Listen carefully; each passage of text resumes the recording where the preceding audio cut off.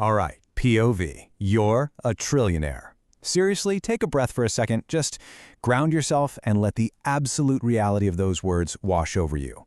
Congratulations, you are now the richest person to ever walk the face of the earth. I mean, we're talking about a net worth that's literally more than 4 Jeff Bezoses combined. The entire world is right there, sitting in the palm of your hand, and every single thing you've ever dreamed of, it's yours for the taking. So what actually happens when you have $1 trillion? Well, that's exactly what we're going to dive into in today's explainer. But I really have to warn you right up front, this ultimate fantasy, it's about to hit a massive brick wall of reality.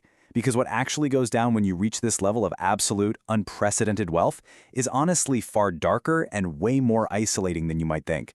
We're going to break down the exact day-to-day mechanics of $1 trillion life, and trust me, it is a seriously sobering reality check.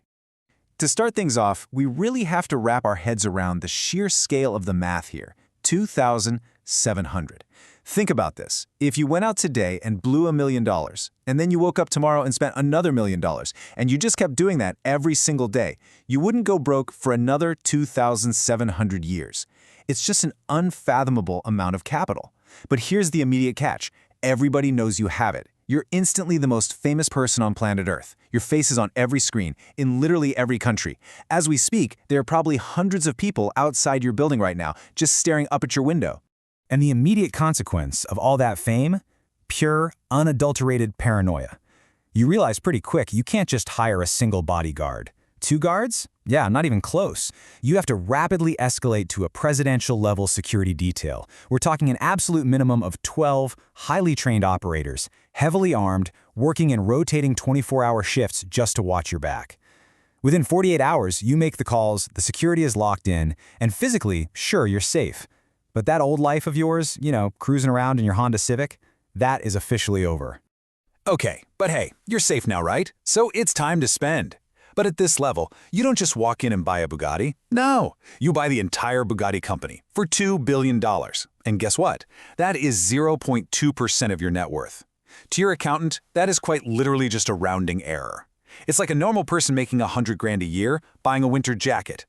So you're a little bored, and you casually drop $400 million to gut a Boeing 747 and turn it into a flying palace.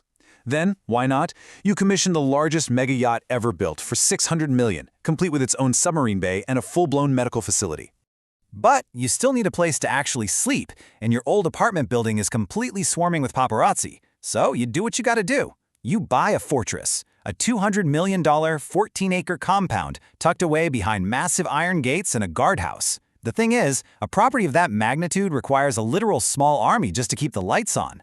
Within a month, you've got 63 staff members on the payroll. We're talking rotating private chefs, a dedicated IT team whose only job is running your security systems, a fleet of groundskeepers, a property manager, and, get this, a personal assistant who literally has her own personal assistant. Let's just slow down for a second and look at this number. 45. That is the number of minutes of advance notice your security team needs if you just want to grab a cup of coffee from your favorite local spot. Just a coffee. And when you finally push through the paparazzi and walk inside, all those simple, everyday pleasures, they're totally gone. The whole shop goes dead silent. The barista's hands are physically shaking while they pour your drink. You glance over, and some guy in the corner is secretly filming you from behind his laptop. The coffee tastes exactly the same as it used to, but the whole experience is just ruined. So you just stop going. So here's the truly crucial point. It's not just the strangers that change. It's the people closest to you. Your phone is constantly ringing, but it's never your actual friends anymore. It's heads of state, wealth managers, high-powered lawyers.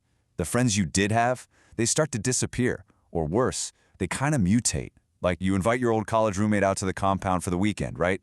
This is the guy who used to argue with you about movies, politics, where to grab pizza. That back and forth was the whole dynamic of your friendship. But now, he just compliments your wine and agrees with absolutely everything you say. For 2 straight days, he laughs at jokes that aren't even funny. The genuine connection is just dead. And all of that isolation very quickly snowballs into an absolute legal nightmare. 17. That's the number of lawsuits you're hit with in your first 6 months alone. It is insane. People you haven't seen in a decade are suddenly coming out of the woodwork. An old business partner pops up claiming you shorted him 9 years ago.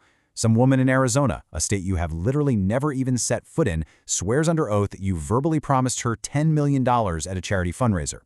Eventually, your lawyers sit you down and deliver this chilling reality check. They tell you the legal system is a toll, and you are the deepest pocket on earth.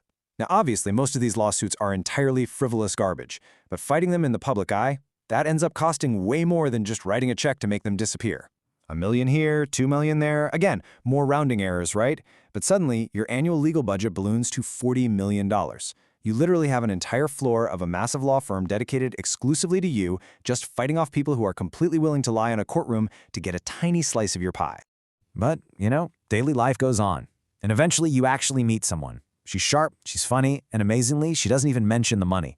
It really starts to feel genuine. But then the paranoia creeps in.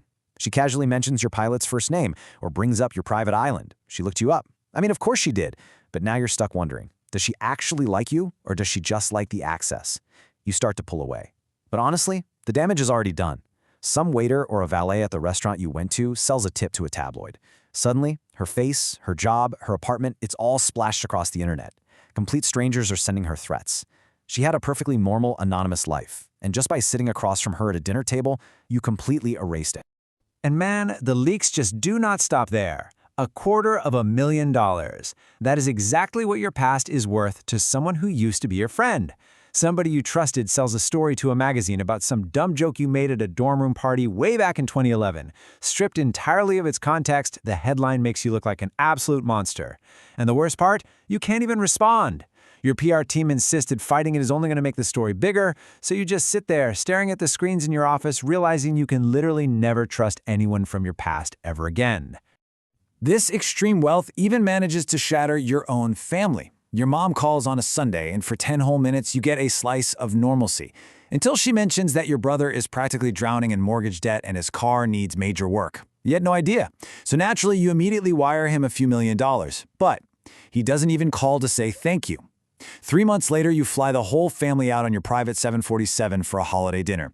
He sits all the way at the far end of the table, chatting with everyone but you. He just stares down at his plate whenever you look his way, leaves before dessert is even served, and doesn't say goodbye. The money has entirely ruined the family dynamic, and there's just no conversation on earth that can bridge the massive gap between your two realities.